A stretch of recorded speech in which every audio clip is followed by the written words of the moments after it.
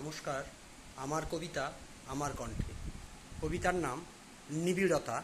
কলমে এবং কণ্ঠে আমি সন্দীপ কুমার দাস।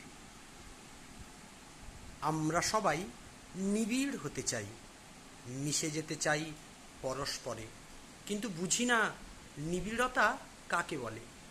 যতই প্রকাশ গভীর হোক, আড়ষ্টতা আটকে রাখে আমাদের, রেখে যায় অদৃশ্য ফাঁক, পতনশীল বাড়িবিন্দুর মতো নিরাপদ দূরত্বে। আমরা নিবিড় হতে চাই, কিন্তু নিজেকে সমর্পণ করতে চাই না কখনো। তাই আমাদের বন্ধন বড়ই আলগা, ক্ষণস্থায়ী। সাপের মিথুন দেখেছ কখনো বৃষ্টি ভেজা মাঠে? দেখেছ কি কখনো উন্মাদ স্রোতস্বিনী দুর্গম পথে দুর্দম অভিসারে সাগর সঙ্গমে ধায় নিজেকে হারাতে? যদি পারো একবার চোখ মেলে চাও আর হৃদয় দিয়ে বুঝে নাও নিবিড়তা কাকে বলে। নমস্কার।